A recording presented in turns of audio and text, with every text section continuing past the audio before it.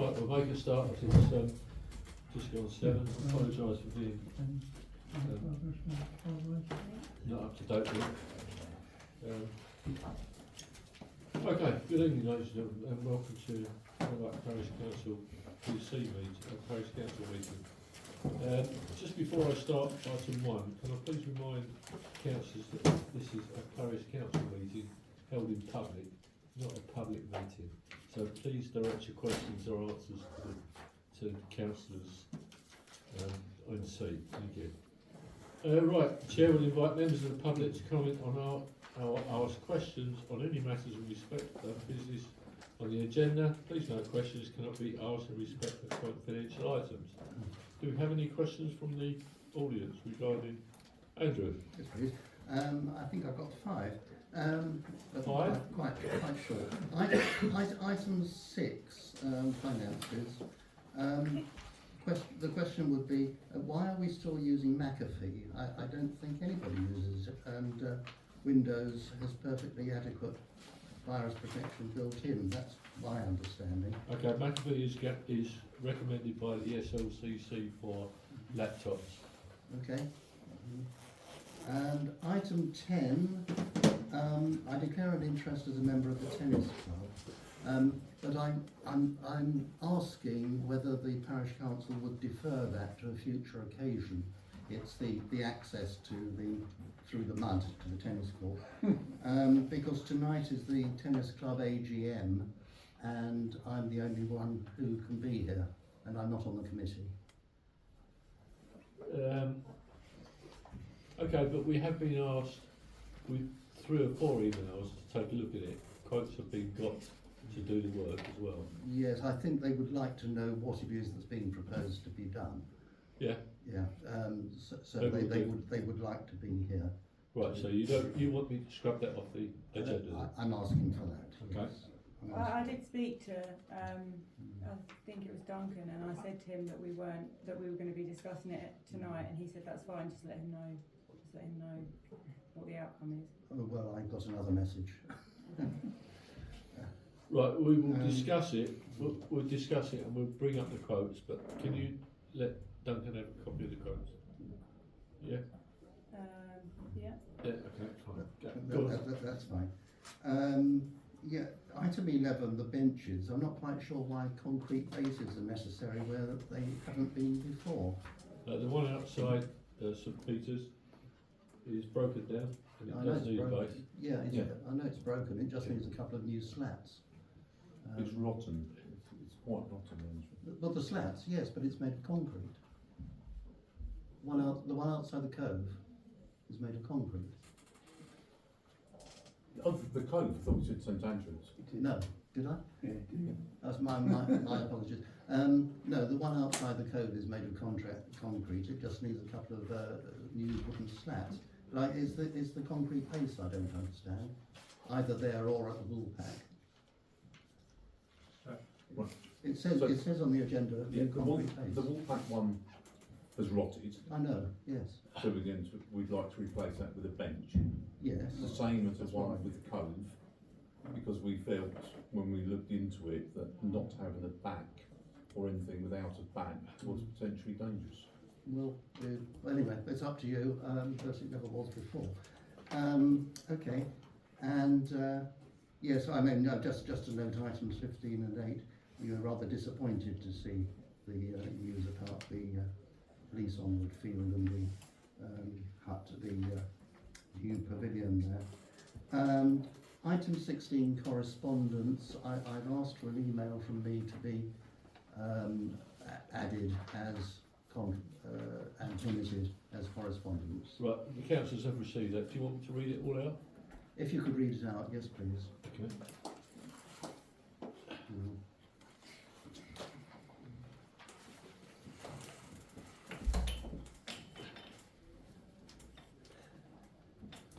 Okay, any other questions? Where's Martin? I thought you said he was going to have a question. Oh, sorry, you're there? Yeah, item 9. Yeah. Just a query. Is this referring to the parish council land on Channel Way? As far as I'm aware, the answer to that is yes. What exactly is proposed, because it is site of special scientific interest and would need, anything would need permission from Natural England, which would mean probably actually coming up with a management plan, and if it's, unless it's a benefit to wildlife and environment, they're unlikely to say yes anyway. Okay. Yeah, I can read out the email. The land on Channel Way that faces the sea, the side with no houses on. I know that is triple SI, but there doesn't seem to be any maintenance of that area. There is, because it's flayed every year. There's no maintenance to that area of the land, like there is in the main part of the Fire Hills. That's also not part of the Fire Hills where this person's talking about. As a result, the area is overrun with brambles and such. If we could get a working party together, Channel Way residents, would we be permitted to cut down some of the brambles and remove any invasive species? I think there's other issues with that from my point of view, and I've been up there and had a look. If we cut down the brambles, that means that people are going to start walking all over it. Yeah. If they're going to walk all over it, they're likely to park on it as well. The other thing is that a few years ago, I don't know about it myself, but somebody did commit suicide over there by driving their Mini over the side of the cliff. Yeah, I think as it's parish council land, I think brambles are only going to grow at a certain height if they've got something to, cling on to. Unless we're having the land flayed anyway in January, as it was done.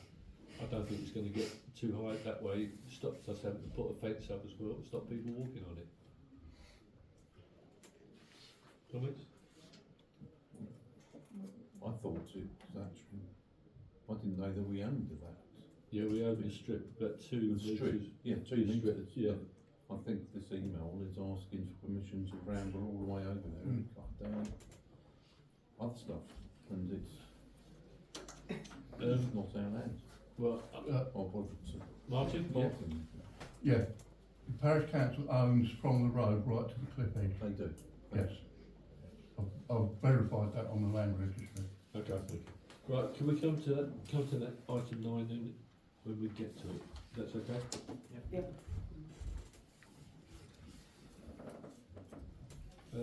Right, anybody else? Okay, we've got another email in. And they would like me to read that out at the beginning. Except that I can't understand quite at what point it's supposed to be brought up, because the question relates to item grants, and I know it's nothing to do with grants. This person would like to know why the parish council will not publish financial data, e.g. the monthly statement of income and expenditure, so that residents can see what their money is being spent on each month. I don't actually know where I can take that. I can take that because it's not within the agenda. It doesn't relate to anything in the agenda, so far as I can see. However, what I will do is I will bring that point up when we get to 17C, which is reports from councillors regarding the new website.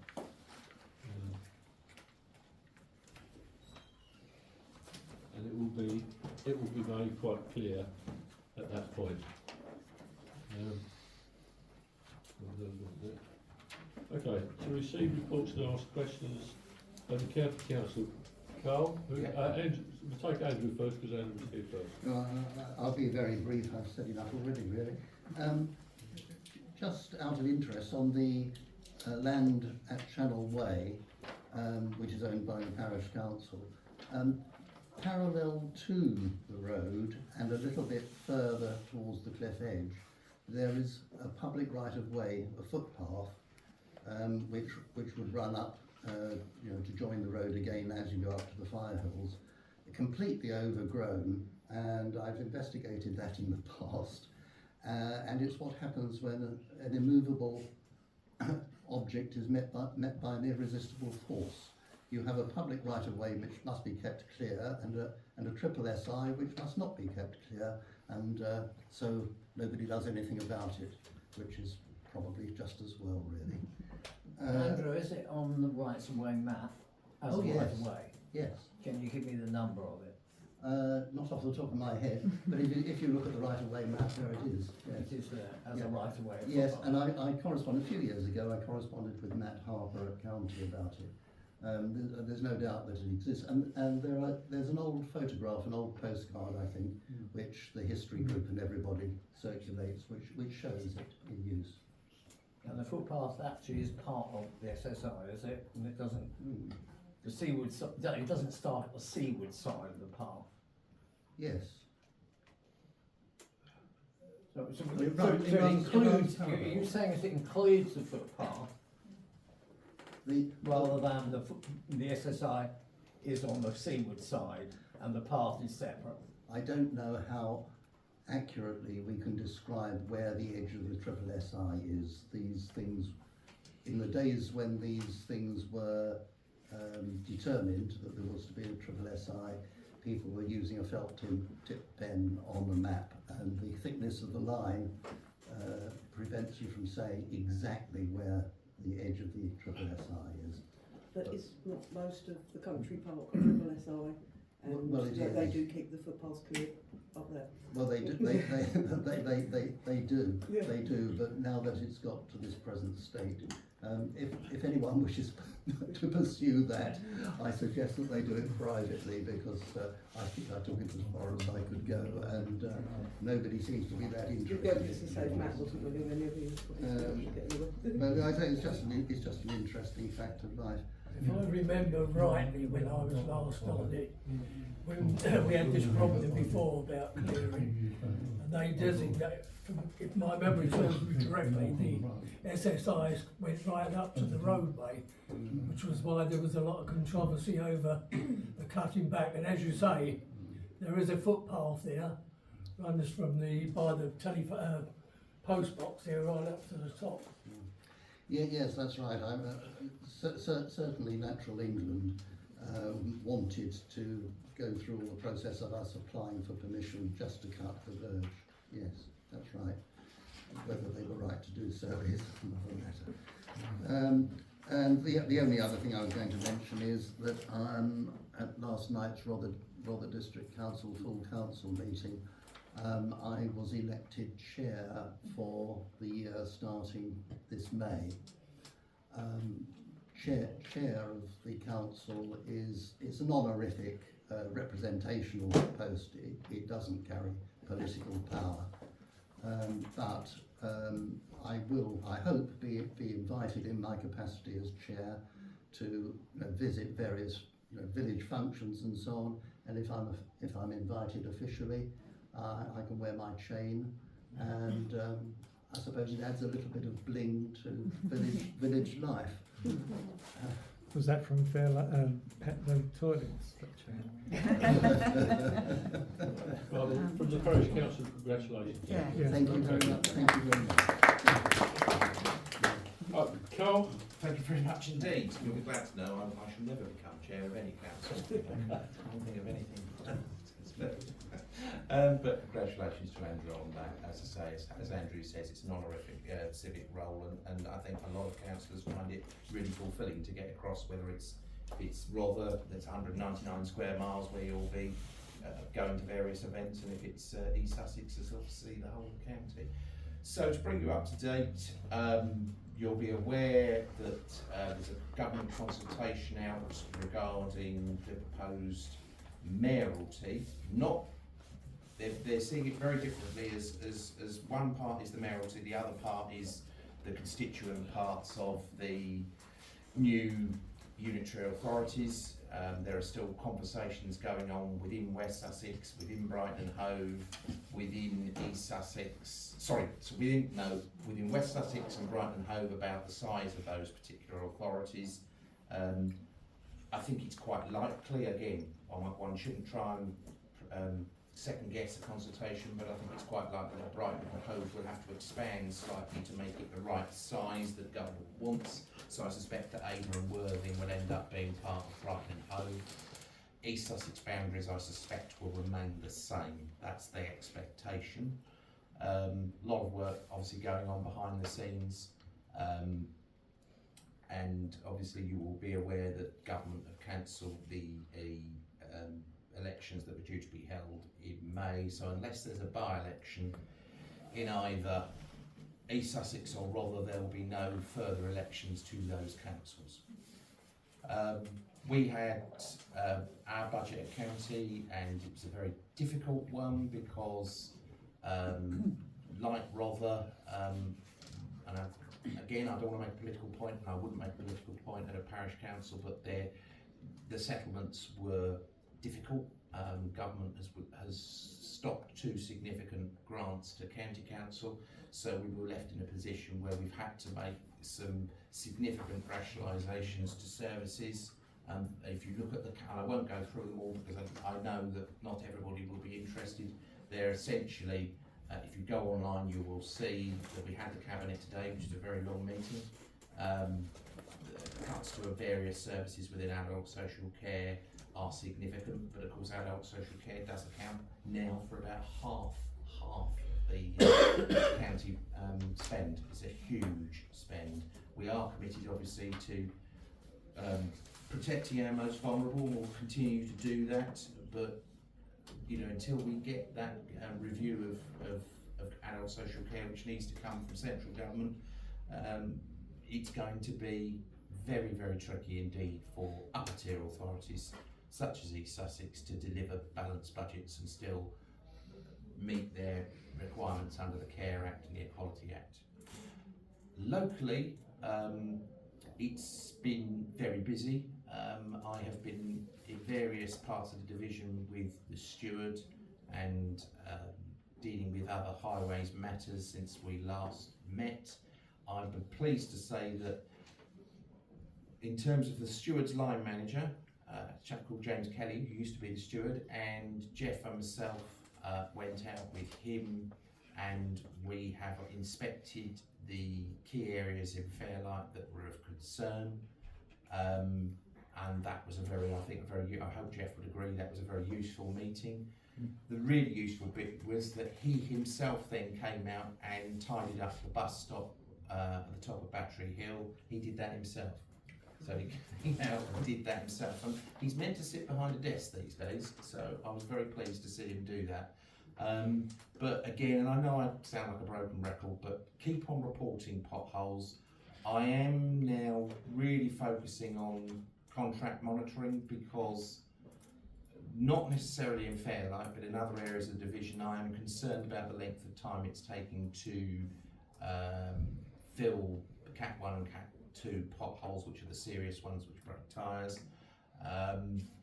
Yes, most of them are temporary fill because of the wet weather we've been having, but those temporary fills don't last long at all, and I can understand residents' frustration. So I have been assured, and the assistant director has been out to the division to look at the problems that are here and look at the work that's being done, and he assures me that the patching programme, the proper patching programme, will start very shortly. It can't come soon enough because some of the lanes, if you're driving, once you're driving out of Fairlight, they are in an appalling condition. The top and bottom of it is there needs to, again, and it is going to be, the only people who are going to resolve it, frankly, are central government, because we know, because we've done an asset management of all of the roads in East Sussex, that it would take about 400 million to bring them up to standard. We spend 30 million a year. So you don't have to, yes, we can focus resource, but we will always be playing catch up. And the reality is, because of the warmer, wetter winters we're having, where there are problems, you only got to get a frost, and obviously result wet weather as well. and you know, roads that are just about okay the previous year become horrendous the following one, and that's particularly been true of the unofficial diversion routes that obviously people are using heavily at the moment because of the work on Queensway Gateway. I will have to go to Breed in a minute, but I'm quite happy to take any questions. May I say thank you for filling in a number of potholes between here and Rye. Yes. I've been driving that road a few times just recently, and I think the vast majority have been filled in. Yeah. There was some debate on the methodology, if you like, of filling in one head pothole but leaving one adjacent to it unfilled, which seemed a bit wasteful. But I have to say that you've achieved a pleasing result. However, having said that, of course, being a wet winter and the occasional frost, there are more have cropped up, and it's a matter of keeping on top of reporting them. But the trouble is, if you drive past one, you tend to, by the time you get home, you tend to forget where it was exactly to report it. Can I just say to everybody that again, and I think you can use what 3 words now as well. I mean, I'm doing it daily, but in terms of the interface with the steward, when you report pothole, just so that you know, that goes to the contact centre, but it pings to the steward's laptop, so it's there within hours if you're reporting it on his laptop, and then he goes out to it and checks it and measures it. On roughly the same subject, I reported the one road sign and the gas, like tombstone thing that they put in to mark where the pipe is, at the end of Smuggler's Way, just by Channel Way.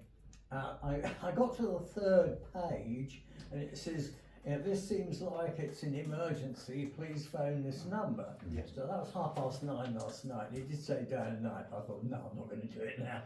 So I did it this afternoon, and the same thing popped up. This is an emergency. It was hardly an emergency at the end of a dead-end road. But anyway, I got through quite quickly, I have to say, to a gentleman with a strong northern accent, so I don't think he's a resident of East Sussex.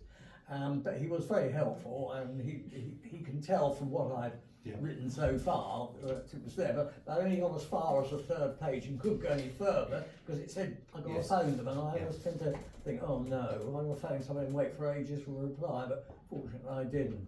But so it has been reported. I don't know what that sign is. I didn't bother to pick it up to find out what warning it was. But anyway, it has been reported, as well as the Channel Way road sign. Yes. Obviously, the end of that has been reported now.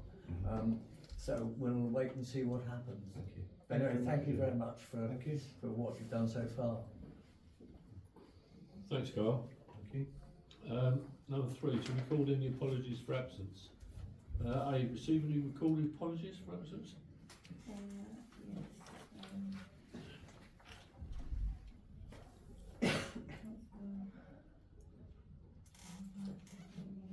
In Cook? Yeah, Councillor Cook and Councillor Groner. Councillor Baker didn't. Nothing from. But, so I'll just record apologies for him. Okay. I think we need to get hold of them. Yeah, and to consider any request for approval, reasons for absence, it's okay for both of those. Item 4. Code of conduct and disclosure of interest. Receive any disclosure by members personal or prejudicial interest in matters of the agenda. Members are reminded to repeat the declaration immediately prior to commencement of the item in question and to complete the declaration of interest form. Jeff? A note on leases, you've got activate on trustee on activate.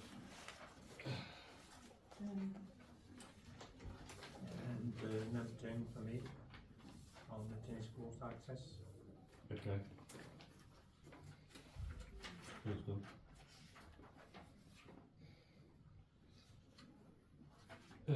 Right, okay. To consider and approve the signing by the chair of the minutes. Are we all happy with the minutes?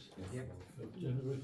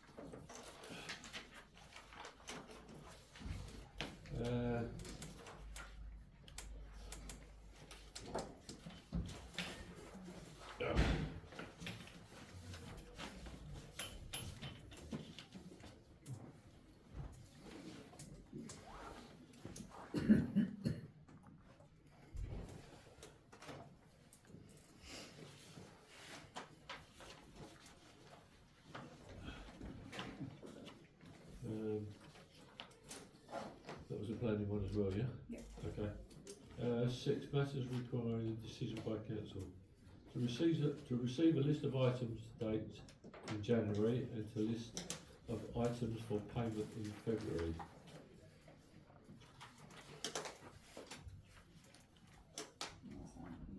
Okay, yeah.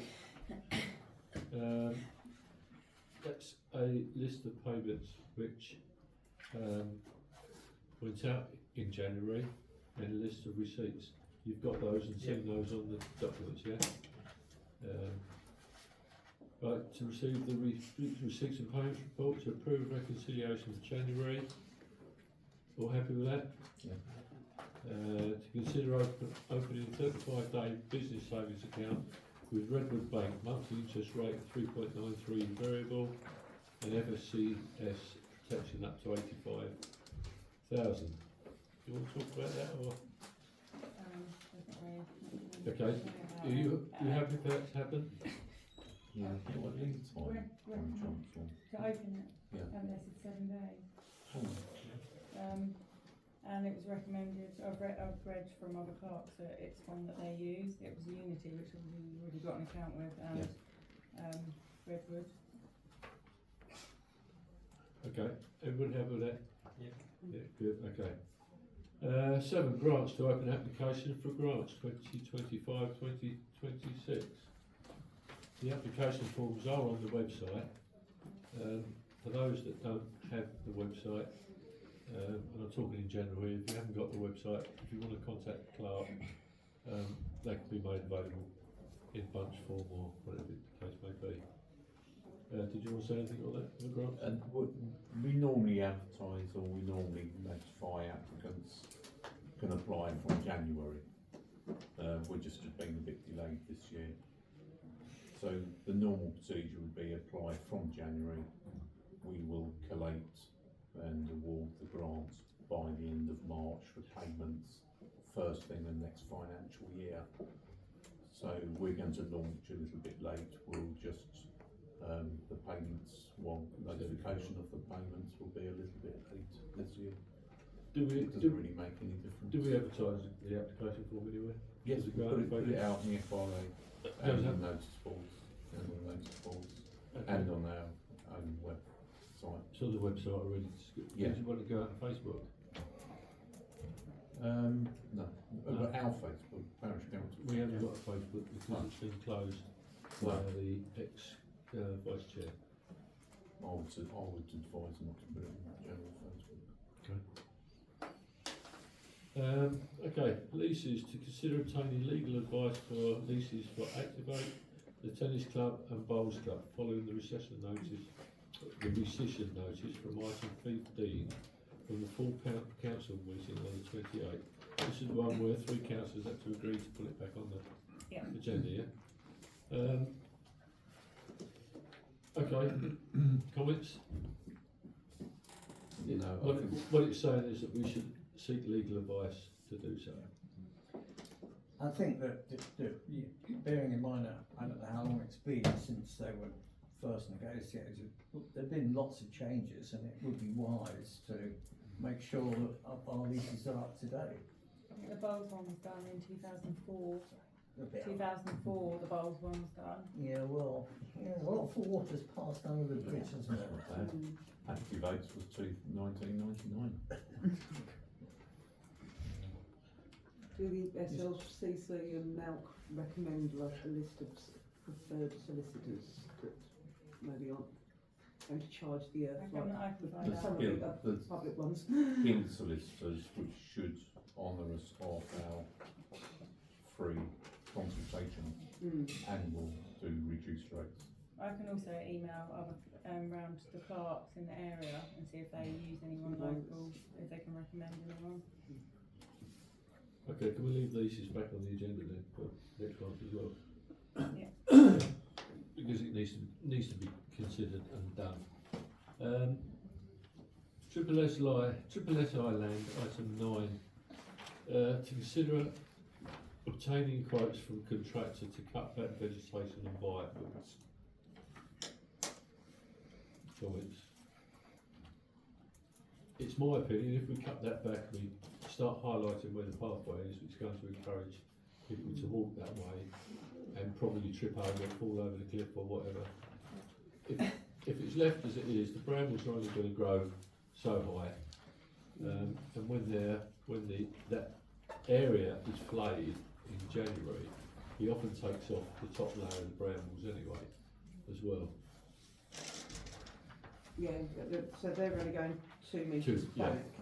I did look into it a little bit last night because obviously it comes under Natural England, it's a triple SI, and there is concerns about, I think, that area, but there's also other areas within the Fire Hills where there is invasive species, and yeah, it's not meeting their own requirements for the triple SI.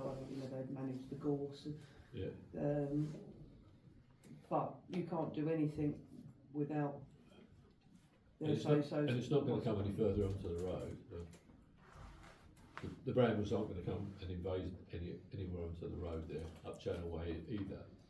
Even if it is part of that triple SI land, they're not going to grow any higher because they're No. flagged in January. I mean, you say if anything needs to be done, it's down to Natural England. It's not down to Yeah. not down to us really.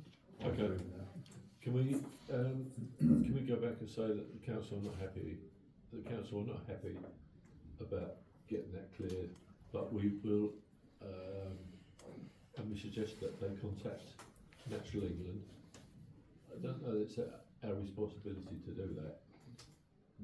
We don't want it touched. It's Yeah. quite a long distance as well. So Yeah. Okay. We'll go back to. We'll talk later about what to go back and tell the person that asked for the requirement to do on that. All right. We only need to agree, what we're going to say to them. Okay. What would you like us to say to the person that raised the comment about that? Exactly what you just said. It's listed. You can go on to the website, the Natural England, and you can type in each individual SSI, and it has a management plan for every single area. And item 4 is mowing or any other methods of cutting vegetation are not allowed because it's an operation that's likely to damage special interest. And number 11, the destruction, displacement, removal of any cutting of any plant or plant remains, including tree, shrub, herb, hedge, dead or decaying woods, moss, lichen, fungus, leaf mould and turf. And number 12, tree or woodland management. So, yeah. Okay. I think we'll go back and we'll just say the council are not happy about cutting any of that. However, we will ask the contractor that cuts it in January, ask his opinion on what he thinks as well. Okay. If everybody's happy with that? Yeah. Could we just say that it's in contravention to what Natural England? Yeah, okay. Got some bits and pieces here referring to Channel Way here, which I wrote down November 2013. Okay. All relating to what we're talking about now. Okay. And which is much the same as what we're discussing. Right, okay. All right, thanks, David.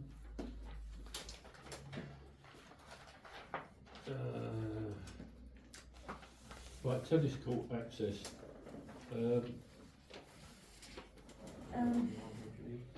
Yeah, do you want to, so we've got quotes from what, we're going to have 3 quotes, but one of the contractors hasn't given me the quote yet.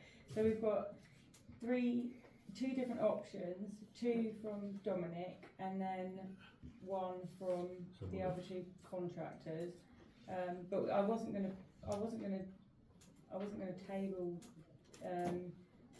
Dominic's first quote because I didn't think that I thought we were just sticking to the other one. But if you want to explain, so if he explains the first quote and then I can hand these round and then you can compare the other ones. If that makes sense, probably not. The first quote from me would be the easiest and probably the cheapest way of doing it. Is on the current path to access the tennis court, there is a couple of areas where it's quite waterlogged, and the best way for me would be to create with some scaffolding board or some edges a smaller path so that could be accessible with some thicker bar chipping, and that way that could be accessible with no water, basically. I'm having 4 or 5 inches of a bark onto it, and that would solve the problems without having to cut any vegetations and having to start sort of a landscaping in between the area of the field and access to the tennis court, which basically will be far greater expenses. And in the long term, this bark can be replenished quite easily at much lower cost. And how much was that one? That was for £1,241.20. So that wants to make Just basically a runway. a runway through the bushes and Yeah. then put edging down On the current halfway path at the cleared moment, and then yeah. fill that with bark. Yeah. But that won't require a digger because he's putting the edging in. It means it doesn't need to be levelled because the No, that's bark fine. will fill in. We use basically, it's using the current path as it is, instead of using the whole width of the path, make it halfway, so narrowing, and that would give access for even a wheelchair access, if need be, a thicker layer of bark, which will be retained with some edges on the side, and make it sort of quite dry to walk on. And is that the bit where the edge of the tennis court is here? If you've just come out of the tennis court, is that straight up It's there, or is the other bit? No, it's basically it's the current way as you come down the bottom of the field to get access to the wood and to the tennis court. Yeah. You carry on that sort of current path basically. So it's next to the muddy path that's there Yeah, now. it's on the muddy path. Oh, okay. Okay. Got you. And then if you. Sorry, donkey.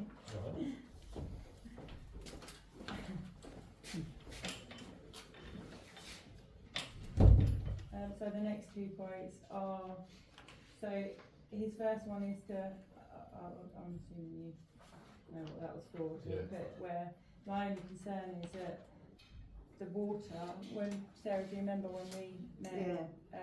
We met with someone from the Wetlands Trust, and he said obviously the water runs straight down the hill to where the pathway is now, and it's the wettest point. So I'm just worried that if we perhaps put edge in there and then filled it with bark, that it would maybe sink. I'm not sure. It doesn't seem to be a particularly long-term solution. Right. So the other solutions were to make a opening through the bushes and then put a pathway through. Going up. Going upwards, yeah. But we've got two quotes. I'll chase Ian to get the third one. I have chased him, but he's quite busy. So digger hire, is that including, or would someone have to be So- operating that? Dominic will hire a digger. It'll be him. Oh, He'll right. be the one driving it. But that's what's pushed his cost up because Star Surfacing have got their own digger, so it's obviously included in their price because they don't have to pay extra for it. The only thing I can say is that I went down there with big spike and my shovel a couple of weeks ago, and where it is absolutely waterlogged, under literally only about 4 inches of mud, there is evidence of a gravel path at some point down there. Before the tarmac, nothing to do with the tarmac by the entrance. And as you try and dig through or speed even, you know, point, pointy thing through, it is quite shallow. I'm just wondering whether we should just look at clearing the mud or doing something as far as drainage even, if possible. I don't know. What happened to the idea of steps down? I think because the steps wouldn't be wheelchair accessible, and there was a couple of comments made about obviously if people want to go down and watch people So play. it needs to be wheelchair accessible, does it? You need to show that you have made possible access to it. Because That's the rules and regulations. what's suggested here will not last long term as far as I can see. So, Yeah, I wouldn't think you'll get a wheelchair up there in the middle of winter. I'll let you You'd know. be, I don't know, we'll put some AA come up for you, I don't know. Doesn't work. Doesn't work, no. Then the other thing that we did talk about was putting like a concrete path in, wasn't it? And it was like a zigzag, so it would come down. But obviously that's going to be really costly because it's going to require a lot more work and material. Could you have a word with Duncan Okay. and find out what, if any of the tennis people have got an idea of what they think might be a good idea, whilst you're getting their other quotes as well. Yeah. Shall we revisit this next month? You can do, but, well, because the only trouble is we start touching the hedge from, you won't be able to touch the hedge. So we need to, it needs to be done pretty quickly. Yeah, Well, because you might actually be supposed to touch them for the end of the week. no. End of this week. End of this week, so, Oh, okay.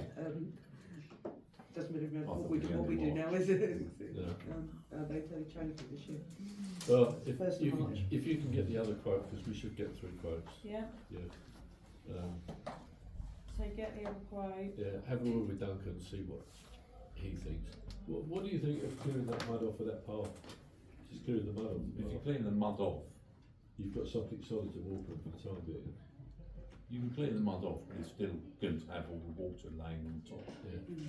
It's still going to go wet down there. But I it would eliminate the slop. just think in the winter, if you get any ice on that surface. Well, it's not really a surface, I'm just It's gonna saying be a there grit, but it's not seems to sinkable, be is it? evidence It's that there was hard. once a gravel path. So should we? How compacted it is, it's obviously very compacted, because water's not It's draining lasted, through. isn't it? The only other thing to do that is if we clear the mud, then put some form of, if you use wood, that's going to be just as bad in the winter time, isn't it? It's going to be slippery. Unless you cover it with wire mesh on top, so build up that so as it's actually as high as the mud is now. So anything that's any water or whatever is going to come down and wash underneath it, wash it away. Yeah. We're still running out of time anyway to get it done, so it's not going to be done short term, is it? Not if you want to touch that hedge, no.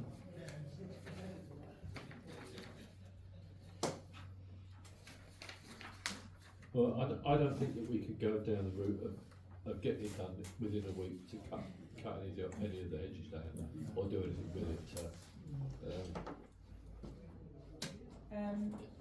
you could get the other quote and ask Duncan to give me a ring, can you? Yeah. And I'll have a chat with him. I have spoken with Sandy Mosier at some stage, and I know that someone else other than Andrew has mentioned it.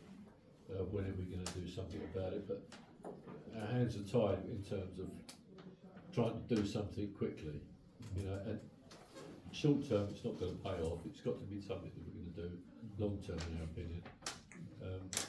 So we'll get the other quote and we'll see where we go from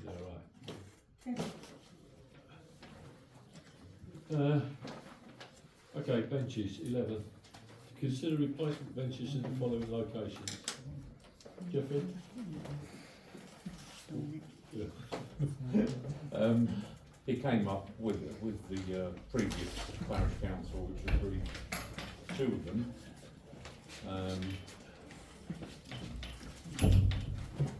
But since then, we've looked, as our council there noticed, since then we also looked at the one at Just Property, which is rotten slats, completely rotten slats over 2 bits of concrete. I don't know if people want to add a fourth one tonight or whether we can when we go to get quotes.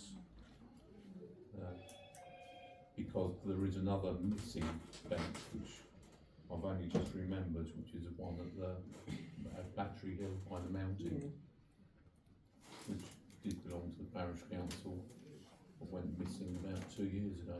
Is that the one up by the By the viewpoint. by the viewpoint? By the viewpoint. I suspect it was last replaced in the 1970s. It's last And it was literally just, you know, a plank on two trucks, but there has been a bench up there. I was looking at it, the first recorded things I found in one of the press was the parish council discussing the replacement of a bench in 1921. So it's been up there a long time. Okay. When I don't know, we've really got to go away and get 3 quotes.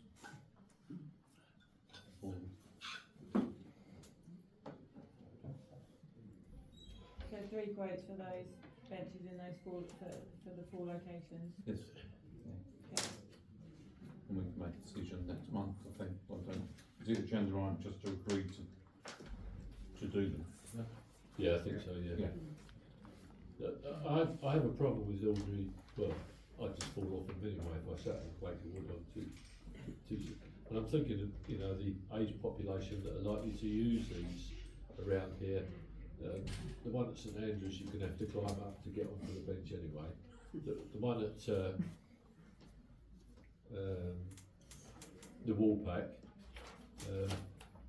to me, I've seen people, the number of people that I've seen standing there, most of them have got walking sticks. And I'm a bit concerned about whether anything should just be a straight plank of wood. To my mind, it should have arms on the side and a decent back, because if the bus is late by half an hour or an hour, they're still sitting there. To my mind, it's a matter of the image that you want to project. I mean, if you just want something on a couple of concrete pillars and a couple of planks, that speaks to me of a utilitarian approach, and I think the village deserves something rather better, a proper bench in the normal bench style that you see in parks everywhere. But there's another issue, and that is maintenance. You can buy these things and install them, but you need to look after them if you want them to last. And that obviously hasn't been happening. Well, that's not strictly true, because I know that a couple of them have been repaired. Yeah. But it needs to be done on a regular basis. It needs to be done once or twice a year. There are some quite nice looking resin ones about. No. I mean, would the council consider having them dedicated, people paying for home dedication on the bench, which will go towards the cost of the bench? It was going to be looked into, and I suppose it's optional whether we look into that, because I think I'm right in saying that the FRA were approached on this one. And they were going to look into having. I mean, it would go towards the cost of the bench, wouldn't it?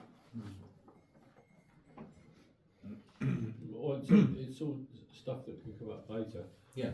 Okay, can you get the 3 quotes for that then? Yeah. Danielle, thank you. For 3 different benches, 4. 4 different types of bench. No, the same type of bench. So 2 or there's a 3. bench with a back and 2 sides. I'm thinking arms, back, Yes. yeah. 2 and 3 seaters. Proper benches. Yeah, proper benches, yeah. And you don't want them to be plastic or resin, you just want wooden ones, or I can look for other things. I don't think plastic sets are nice. Then They the last a long plastics, time. the ones up the park, in very, very bright sunny days, they actually absorb the heat and barely sit in. Well, you can sit in them, but you will feel the heat coming off them if they're the dark ones. You don't need any sun, so. But you don't get sun in Britain. The green ones all right, Jeff? I've never sat in the green one. Well, come round and try it any time you like. Yes, Well, I can get an option. suspense stand orders, yes, go ahead, Jeff. Chair, is it something the seal money could be used for? The- To get, The you know, money- from market garden, say? The money is not an issue. There's a lot of unspent money put aside in earmarked reserves Right. for the replacement and repair of I know it's been going on for some time. That's already in earmarked reserves, and then we'll have an underspend this year. We can always put towards it. So a better quality one, you could touch into the seal money. For these I don't know benches, I if don't think we need to touch that. Okay. It's marked still money. Okay, thank you. Okay, so Daniel's going to get quotes for those then, okay. Yeah, wooden ones, yeah. Right, okay. Number 12, annual plan inspection report. Just really good to have it. You've read it? Yeah. Yeah. Everything's green, which means nothing potentially dangerous or dangerous. Okay. Yeah, I did notice that there There were was a few little bits and pieces Yeah. you can do. So, I'll make a Signs list and- and yeah. that's you. thank you. Okay, 13, Fairlight Pavilion. Councillor Smith to report on Fairlight Pavilion charities. I'm just going to get my notes off.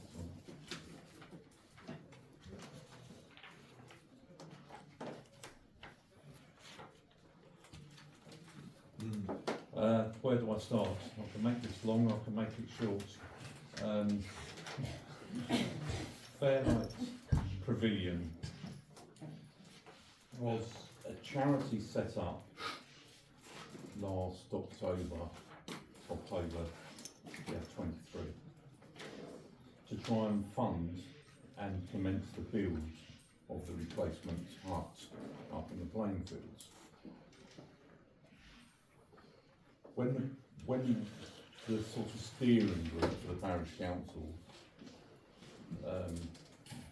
became a charity to try and fund it, because 2-3 years back, very briefly, 2-3 years back, after planning permission was found, sorted, we looked into the council steering group, so I'd started looking into the funding. The funding streams had really dried up for public bodies. Some of it was a bit of a hangover from COVID days, when all the big fundings were going to support post-COVID things much more than public bodies. We were advised by 3 independent, proper avenues that your best chance would be to try and do it under a charity status. So there was a plan to, if we were successful, not if we were successful,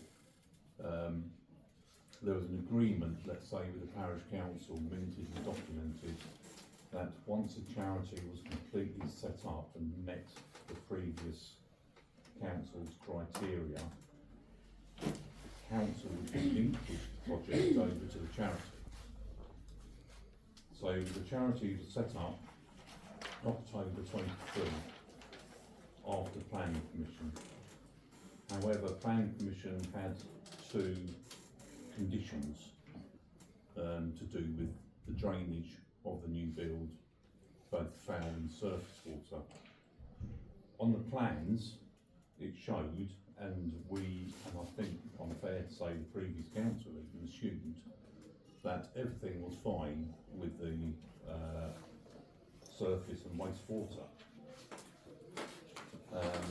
because the plans showed it going out to the sewer and meadowway,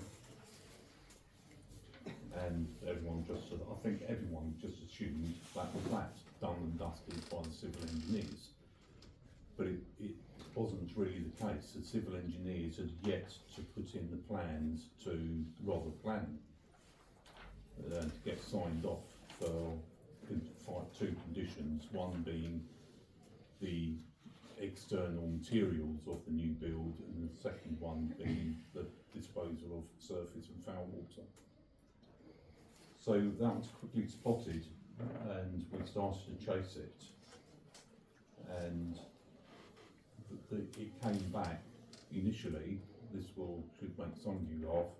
Southern Water said they don't have a sewer in Meadowway, so we had got the pathfinders involved. It transpired Meadowway was a private road when it was built, the sewer was private. So Southern Water haven't got it on their mapping portal. So they refused, on 2 occasions they refused, said no, we haven't got sewer. And then we reminded them that since 2011 they have to adopt all sewers, whether they're private or not. And they said, oh yes, we do have a sewer there. So permission was sought to connect to it. However, when the permission came back, it was for foul water only. We've tried, the civil engineers, myself, all and sundry, pathfinders have been involved.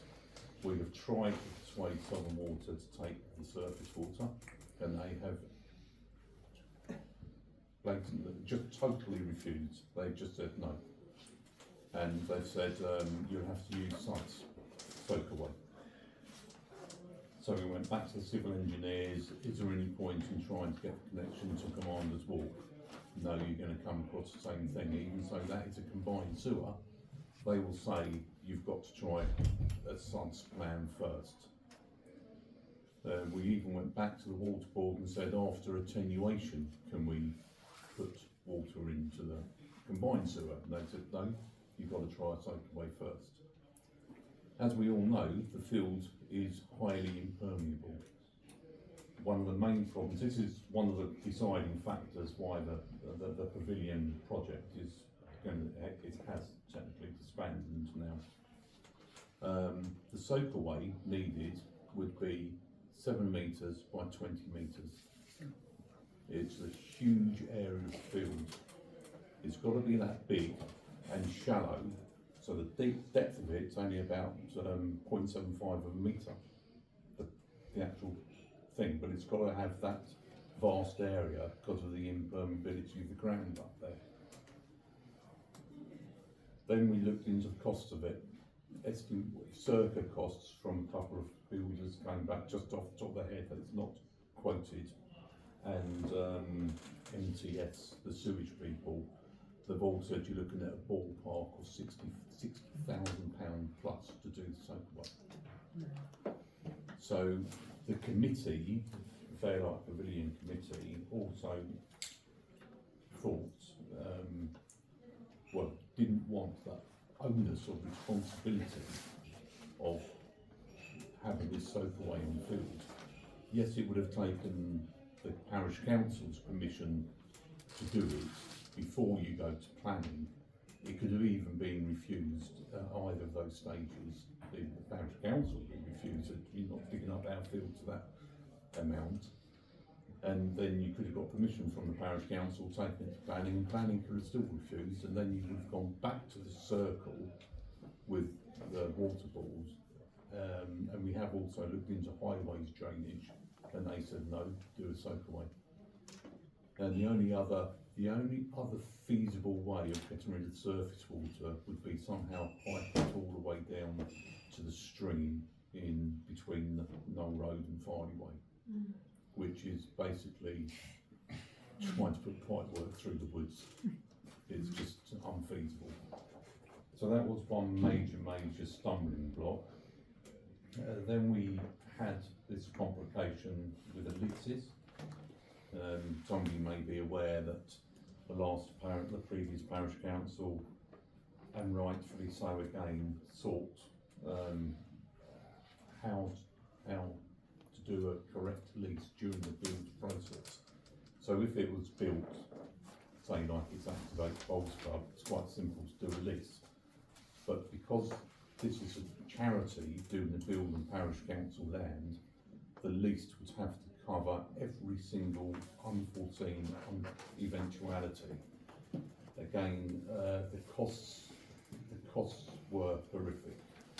Estimated costs I've seen were between £8,000 and £10,000 just to write a lease, to cover all eventualities.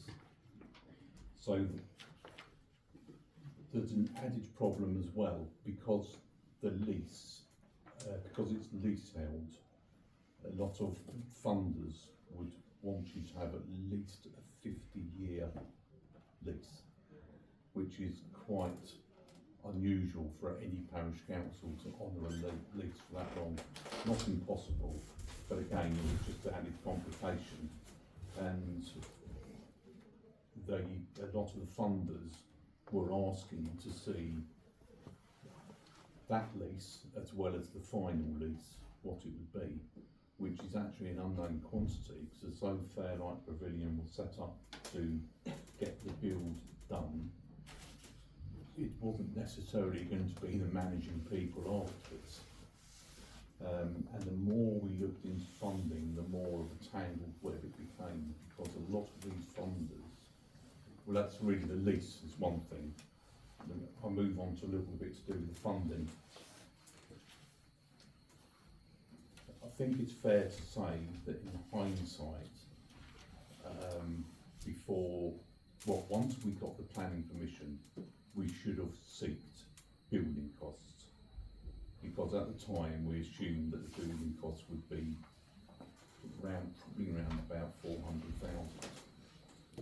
When Fairlight Pavilion started to get quotes, we were quite shocked. This is without the added soakaway problem. Quotes coming back up to 800,000 to do the build. A totally unexpected amount. The lowest one would have worked out to be about 619, and the highest one over £800,000.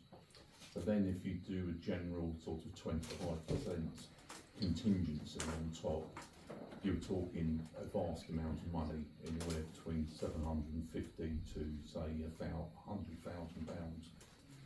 When you try and go to get capital funding for that sort of project, the funders, basically you're in a situation, because of the way that major funding works, they would want a huge lease. They would want to see a 50-year lease. The other thing they would want to see is a proven track record of potential income. And one of the first questions coming back from just looking at the application forms for these big funders was, you can't just put down figures of, oh, we think we can rent it out for 4 weekends a year. Because one of the things they will ask is, what's the track record of what's there now and has been there for 25 years? Well, we're going to go back and say, well, we haven't a track record of anything. Another funding problem I even came across was they were saying, there's already a village hall in Fairlight. Why do you want another village hall? Well, you need to prove and justify the demand, which you couldn't do to the tune of 800,000. Also, when you talk about borrowing from these capital funders, a big problem we unearthed was you cannot break soil unless you've got all the money to do that build within a timescale. Those timescales have got tighter and tighter. Some of them are down to 2 years. So to try and even get the funding, together to do a build is just basically virtually impossible. Because of all the other complications which come into it, especially the lease. What else was the major thing? So we had the main things we considered were the complications of the lease, complications of the surface water, the extreme difficulties, if not impossibility, of trying to raising the money. So at our last meeting, the Fairlight Pavilion meeting, a lot of the trustees felt they didn't want the onus of the responsibility of complications to carry on trying to get this project done. It's never been officially relinquished by the parish council, it is still and always has been the parish council project. It now looks like it's going to be more achievable staying with the parish council than going down the route of a charity, because even if you want to try and gain funding as with the help of the word charity, a parish council can actually open a charity for the build and be the sole trustees of the charity. But anyway, cut a long story short, the Fairlight Pavilion trustees have basically withdrawn. It was a unanimous decision or agreement that we can't proceed because we just can't foresee us ever being able to do the build. One of the main things that when this project was taken on was that we didn't feel, based on the survey done in 2019 or 2020, I think it was 2020, early part 2020, 65% of the people had heard of the project, and 65% of the people on the survey said it was a good idea.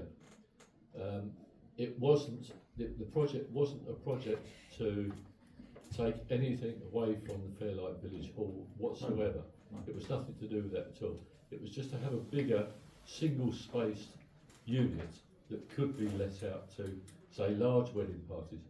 Car parking is not a problem up there. It can be arranged, whereas we know that the car parking problem at the Village Hall is a major problem. The other reason that a charity was set up is the parish council could and probably would have done early on in the stage of the project, applied for a public works loan. Whether they got it or not, nobody knows, because it never went down that route. But that meant that the residents of Fairlight would be paying for it. Not all the residents, you can't please everybody. Only some of the people some of the time.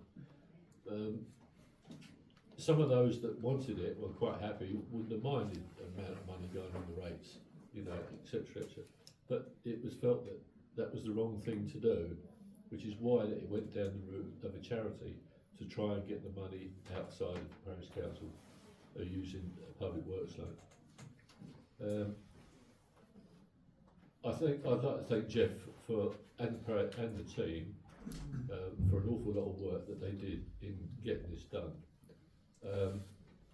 As Jeff said, it still is a parish council project. The planning application expires in June this year. July. July. I don't know what the parish council feel, whether or not they'd like to. If we apply for an extension, it's just that extension for another year. The only thing which would probably be required for an extension, no, it would have been 3 years. Oh, Andrew may know. The only thing Three, thank you. the only thing more than likely we would require another back survey, believe it or not. But it's about the only thing like that. So, we need to decide that there needs to be somebody that's willing to run with the project if the parish council consider to stay with the project. That's one thing. Does the parish council want to continue with the project, looking at it and persevering, trying to get this foul water and rainwater to go down into Meadow Way? And does the parish council want to extend the planning application for another 3 years? It's a pen exercise, I think, isn't it, Andrew? A short amount to get it extended.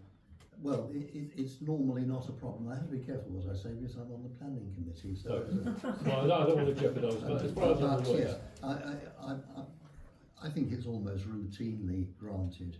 I did speak to Katie Edwards about it. She basically hinted it would be a problem. Okay. But again, don't commit. No. Okay, so it's possible that it could be continued for another 3 years, planned application. Sorry. No, I think it's important. My personal feeling is we should keep it as a project. eventually Activate Up's going to collapse. If devolution happens, it could be a totally different picture on a project like this. That's all I can really say. I mean, at the moment, as Steve pointed out, the public works loan was a no-no. When we started this project back in 2018, that was almost the way it was going to be looked at going. But that's when the public work loan was something like 1.7% interest. By the time we got planning permission after COVID, with the hold up COVID, the public works loan was 5.5%. I think it's possibly even slightly higher than that now. Well, it's 5.5 when I looked into it with Pauline Collins 18 months ago. And that's when we were projecting the money on the build costs of around about circa 500,000 maximum. But it could be double that, and it was not a viable proposition to look at the public works loan then. In 2 years' time, you don't know. There were different types of build types that we looked at as well. Yeah. You know, so we looked at tubular, manufactured, steel, everything that's been looked at. But the very first two quotes that we got were just estimates based on just a straight size and a few rooms. And the lowest that came in then was 325.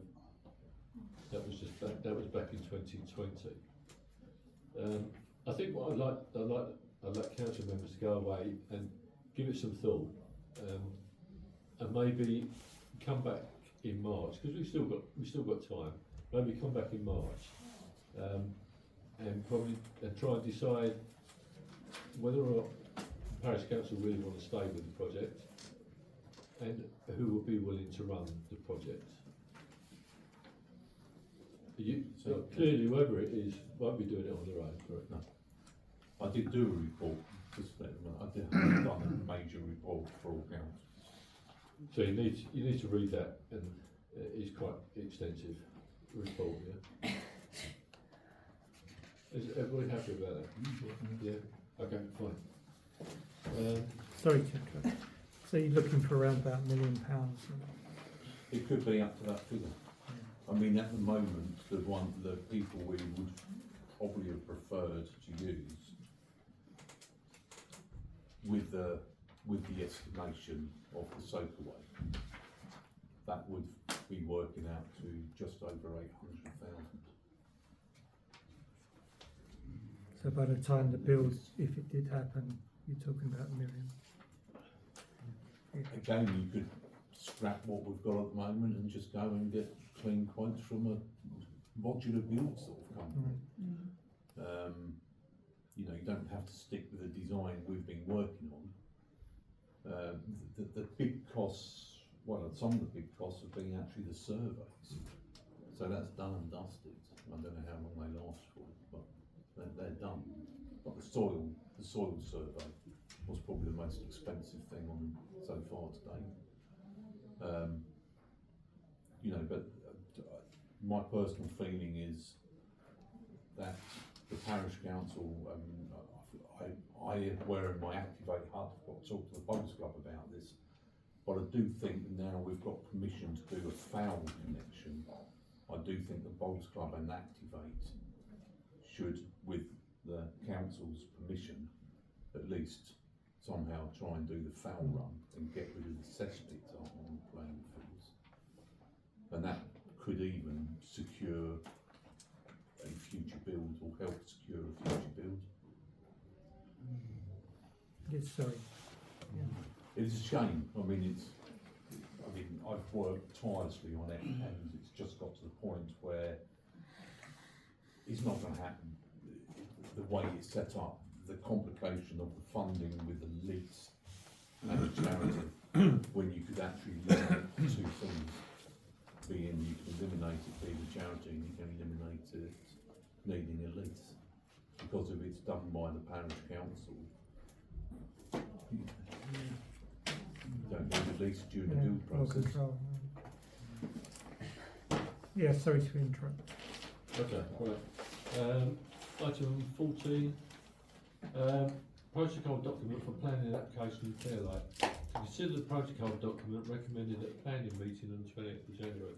This was a document that was produced by Dr. Ruth Cosmin in 2020. It has an awful lot of very good points which we went through in planning. I think we need to leave that with planning to deal with rather than it be done with Parish Council. The planning committee can send in the relevant paragraphs that are applicable. You've got Article 4, you've got the DASA, the DEN 6 or 5, whatever it is. You've also got something that Andrew mentioned to me the other day. I did write it down, but I forgot to bring it with me. I think we need to leave that just to the planning committee.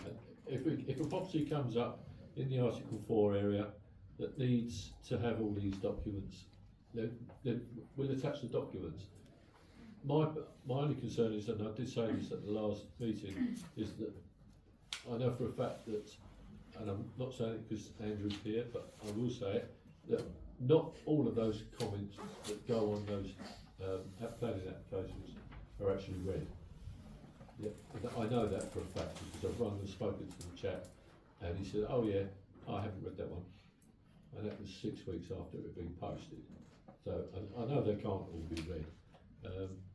But I think if we stick to the rules and regulations that have been laid down, the Article 4 and the Rother District Council plans, national plans, etc., I don't think we can go far wrong. That way it takes it out of the Parish Council's hands and puts it into the planning committees. Yeah? Yeah. Okay, right, good. Item 15, strategic still application. Okay, we did apply for seal money for the pavilion sewage. However, that was turned down. That was after Danielle spoke to the chap regarding filling in the form, and it was filled in as best that we could fill it in.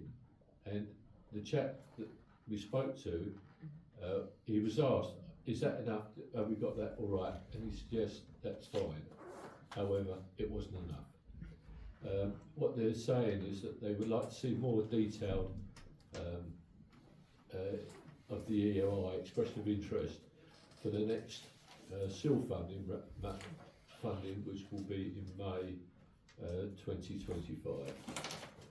Yeah, so we've got to put more meat on the bone, so to speak, for the sewage works. Can you and I work with that, Jeff? Yeah. Yeah, good. Okay. We won't be for it. Might be. Yeah. Well, we're still going to ask for it to do if we do the pavilion sewage, whether it's the sewage for the pavilion or the sewage for the boat stuff. Yeah. Sorry. So to consider submitting a more detailed expression of interest, we are going to. We are going to, yes.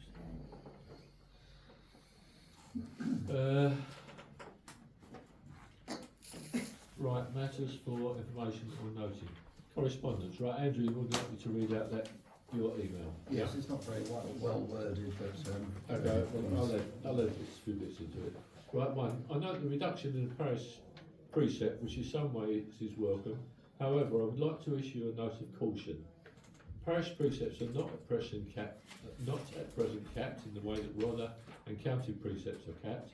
Subject to the auditor's supervision, the parish can raise any amount it chooses. It would be unwise to assume this happy arrangement will continue indefinitely. I know of no plan or proposal to cap parish precepts, but there has often been general talk of it, which has come to nothing.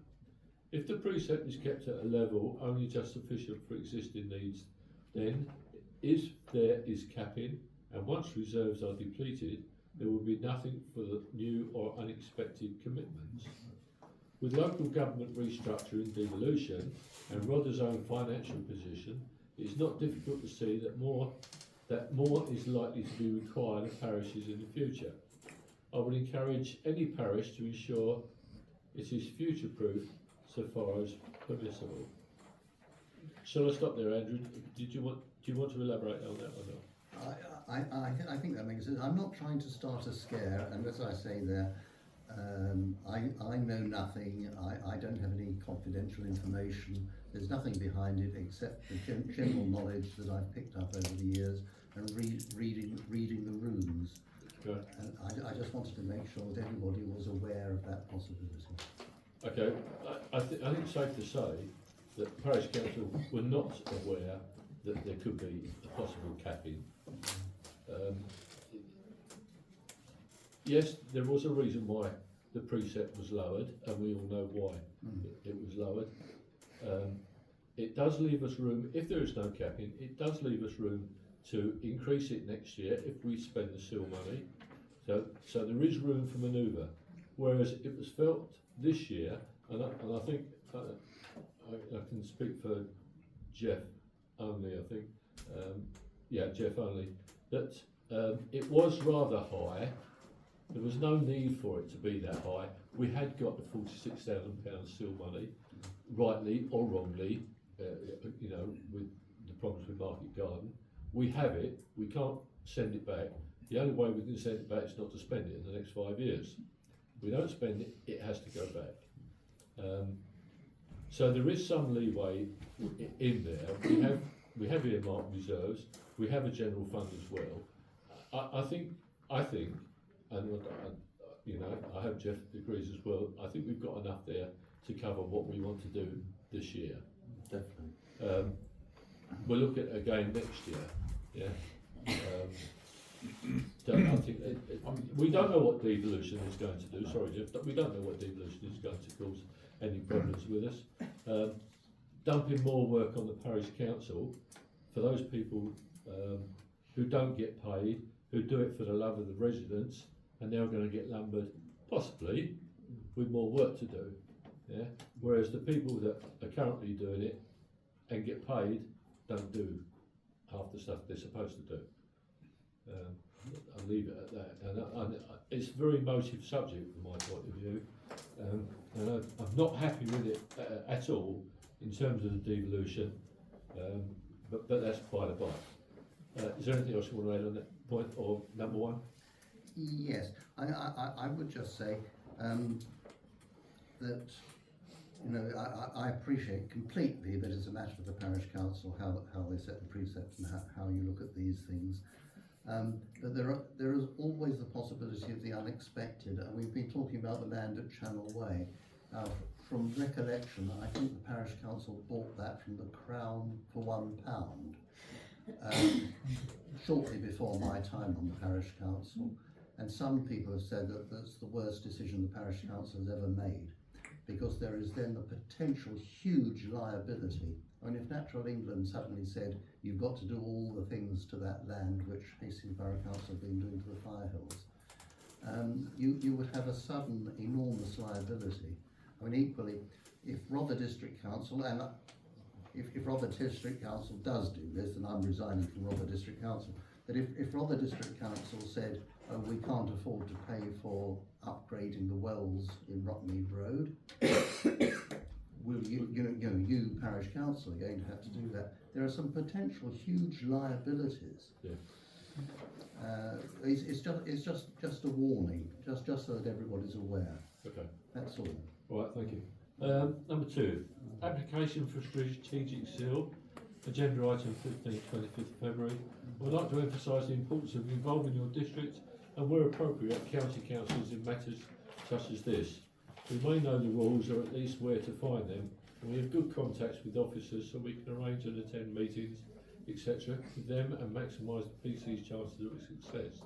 We're here to help. We appreciate you're here to help, as we are for Tim and Carl. Danielle spoke to this chap, Aaron, I believe his name is, and I spoke to Aaron, and there didn't seem to be a problem with our application. I don't know what else to do other than exacerbate on the application that we made and send it in again. You know. They have come back with the extra information that they Right. require from us. Yeah. So, Okay, so we do have a paper of what those they want to us to reply to. Can you send a copy of that to? you know, I think I can Okay. send it to you, but I Yeah. can resend it. Right, are the surface water issues at the pavilion restricting the use of the pavilion currently? Well, there's not a pavilion there. In the area the pavilion is described as hut. The panel wishes the wish to have some greater information on the current building, whether the works proposed would increase the capacity of the building. We can do that. And when does the planning permission for the proposal expire? Well, we can do that as well. So, for them to kick that out and to come back with no, it wasn't acceptable. There's just 3 questions there. I would have thought Aaron could have quite easily have read that and said, Steve or Daniel, you know, can you answer these 3 for us? Save a bit of time. I'm not sure if he knows what they're gonna say before they said it. It's possible, but if he's been doing it a long time, It's a general point that sometimes we as district councillors or county councillor, you know, we know the people who are doing these things. We know the people on the panel considering it. We can talk to them. We can arrange meetings. We can get less formal feedback, and we might know how things work in a less formal way, and we can sometimes steer you. You know, we're not magicians, but we are here to help. That's why we're here. You know, I mean that particular thing, because the project probably isn't going to happen. It's no longer important. But other things, you know, might be. You know, when you're responding to the local plan, you know, we may be able to steer you or sit down with you and discuss things. We can help. You know, we can work together. That's the offer. I don't think that's ever been in dispute, really. You know, it's just at what point do we say, well, we know what we're going to ask and we know what we want to do. Do we need to ask Andrew or Tim? Yes, I've asked Tim. You've come back with other things. He's taken on board. You know, if we need to fill these sort of things in, we'll ask in the future. Okay, thank you. Okay. Right, the other correspondence. That's it. Oh, Yeah. Is that the one, yeah? I thought you were going to talk about that on the website. Okay. Oh, well, I'd already mentioned that. Yes, I will do it. Okay. So we'll do reports from councillors. Councillor Whiteman to give an update on VE Day celebrations. Yep, Jeff and I met last week with Chris from the Residents Association, Nicola Bolter from British Legion, and Wendy Hatch, Woman of Many Hats. And yeah, I think plans are going quite well. I left there feeling quite excited actually. It's going to be a good community occasion. So we have the Fairlight players involved. They're going to do a couple of sketches, the Village Voices. The British Legion have got all sorts of things lined up, but they're also involving some audience participation, tea room dancing lessons. I shall be going in. Okay. Residents Association are, I believe, on the catering, but there will be volunteers for cakes, craft activities. We were quite on board with the fact that we need to involve the young people. Chris? Yeah, I was asked to check with the coordinators of Dish to see if they would be available to do the refreshments on the day. It's a very busy week for them. They're going to do their own VE Day stuff on the Monday, and I believe some of the coordinators are involved in the Jack in the Green festivities that are actually being held in Hastings On the Monday and finish around about the Wednesday. So by the Thursday they reckon they might not be able to do anything, but have suggested the church ladies. Right. Church ladies, apparently I don't know the church ladies. they do Refreshments cakes and and stuff like spring that. fair. Yeah, Yeah, so the okay, suggestion was so we try could- to approach, we could- you know, the church No, ladies. I don't. Yeah. What's her name? Linda something. Vanessa Gonna Girl. be using, Pat Stones. Yeah, Pat That's Staines. right. Yeah. That's what she mentioned. Linda something. And the other one, which was the involvement with Happy Ever Crafters. Yeah, Yeah, that's going to get discussed at their next meeting to see what it is that they could potentially we put should on. put one, yeah, One of these kind of make do amend kind of sessions. Darn a sock, yeah, that, make a petticoat out of a parachute, yeah. that kind of stuff. Yeah, so I have spoken to Chris from Guestwell Scouts, and the Scouts are willing to get involved and do something about how the Scouts helped out the Home Guard and that kind of thing in the war effort, and she's liaising with the Scouting Association. Yeah, so lots of things going on. We talked about the lighting of the beacon and Yeah. the Satusa. And the history group. And the history group Yeah, involved. the history group. Have you spoke to Luke? Hayden? I've brought Luke and Paul up to date. Hayden. Okay, doing that. And we're meeting again on the 3rd of April. 3rd of April, yeah. I did talk to Keith Miller the other day. He was round for a cup of tea, and I did offer him a couple of guns, but he said no, we'll leave that out. We didn't want them. Hand grenades, yeah, we didn't want any guns. Okay, Councillor Carter, give an update on footpaths 32 and 34. Okay, before we go to get quotes for the work, we need to be certain on what we actually want the contractors to do, actually what we want to quote for. So, I think we know with Fairlight 34, what's wanted, i.e. The path that steps up from Woodland Way into the wood. But I don't think we're absolutely sure about how we're going to handle Fairlight 32, which is the footpath from Waits Lane up to Woodland Way, which I think probably sees more footfall on the basis that it is an easier way to get from Waits Lane, from here up to the top end of Woodland Way. So I think it's quite important that is made as sustainable as possible. There were some suggestions made when I spoke to Matt Harper about putting some rails across. By that I mean, if you dig a shallow channel diagonally across, you can get water to run from the left-hand side coming down the right-hand side into the bushes on the right-hand side, which is quite a depth of, it's 2 to 3 feet worth of bushes there. So plenty of soil to soak up any runoff. So we need to be certain what we will ask a contractor to do, so they're all on the same level playing field when it comes to giving us a price on it. That's all I can say at the moment. We need to, and I need to involve Jeff and Dominic, because we're involved with that management, are we not? And I could go carry on. sorry? I was going to say, I'm not up to speed on what the footpath problem is. 34 Woodland Way is now the responsibility of, is it Rotherham, East Sussex?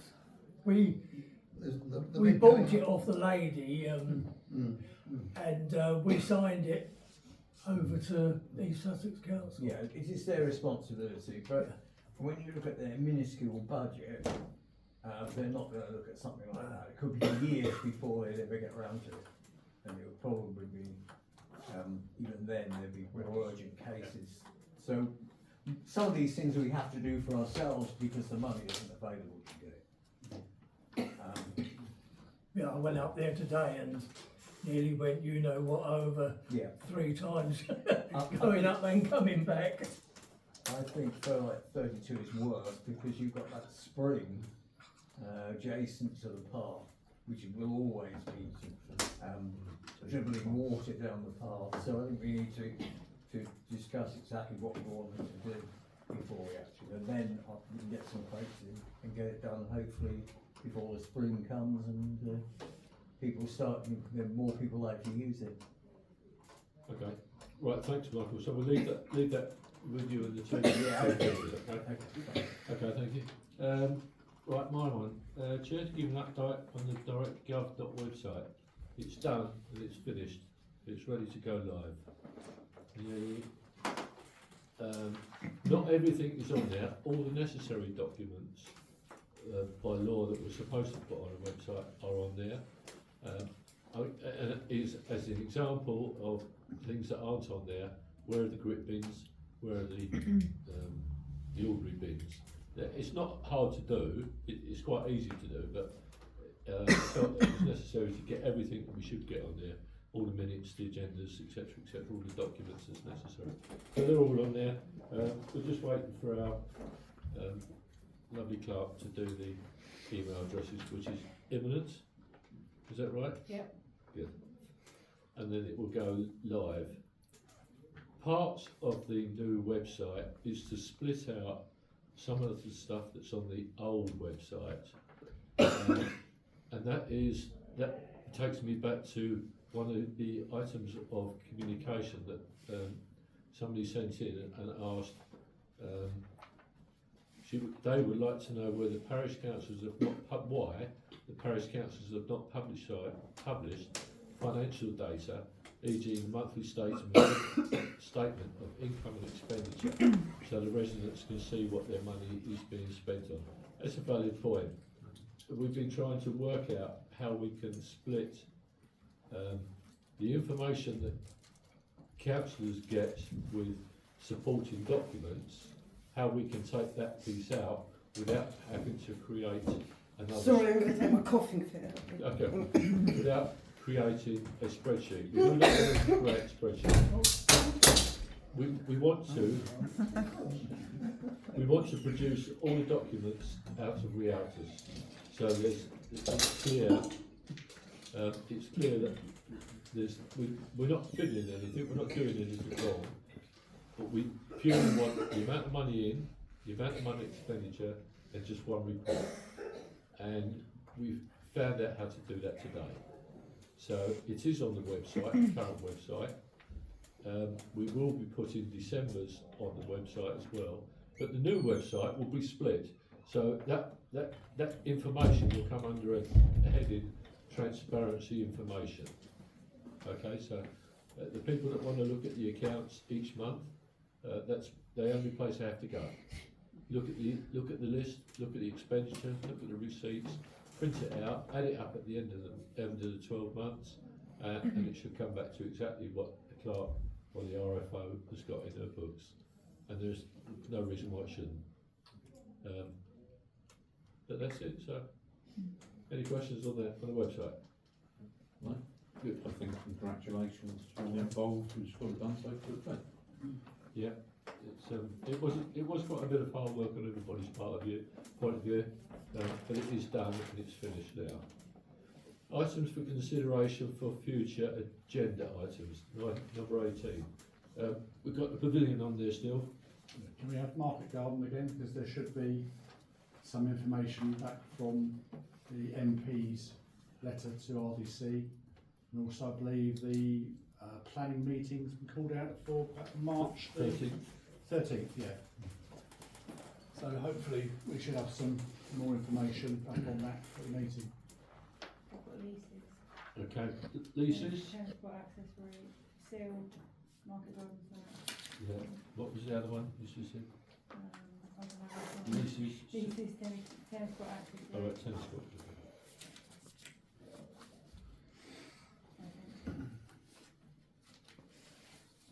Benches. Okay. Anybody got anything else they want to put on there? I'd like to put on it, that's the right word, but street furniture. Okay. What I'm hoping to do, and I'm hoping to do it with some decent weather to warm up, is to take photographs of all the bits and pieces of street furniture we've got, benches, bus shelters, notice boards and the rest of it, and produce a report. with photographs, and I would be asking Jeff if we can somehow put the photographs up on the screen. Yeah, that's it. Right, if I take benches out and I put street furniture and then I'll put underneath that bit, part of that is particular benches, yeah? Yeah. No, because we don't have to make, You're gonna make a there's decision not on gonna the be any benches. decision that's gonna have to be made on the street furniture, but on the benches, On the we're gonna benches, have to yeah. make a decision that's gonna have cost involved in that. Okay, So fine. it'll be separate. Okay, anything else? No? Okay. No. Bus stops? I thought one. Well, I thought they were on there. Do we want that to make a decision next month, or do we want to put it under street furniture to talk about? 'Cause we should be doing it. So it really needs to be a part of the benches one, shouldn't we? But we haven't decided what we wanna do with them yet, have we? Well, It needs replacing the one at Knoll Road, doesn't it? Yeah. It needs replacing at Knoll Road. it's just a one. Yeah, okay. And then everything else will be covered under Michael's idea. Okay. Right, we'll put the bus stop on Knoll Road and on that agenda as well. Right, nothing else? Okay, close the meeting. Hopefully a bottle of champagne to crack on the CCTV. Yes, sir. I'm sorry, No, you're not. the recording issues, will the parish council be taking it on, or do you want us to All the continue? time you guys are doing it, carry on doing it. Okay, There was talk about doing it live, which I believe somebody's it's getting not together a small possible, team. it's not possible with the sound quality at the moment with the equipment I've got, so. Okay.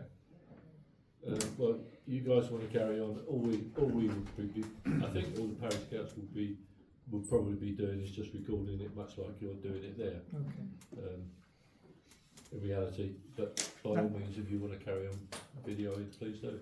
Feel free. Okay, end the meeting. Thank you. Sorry.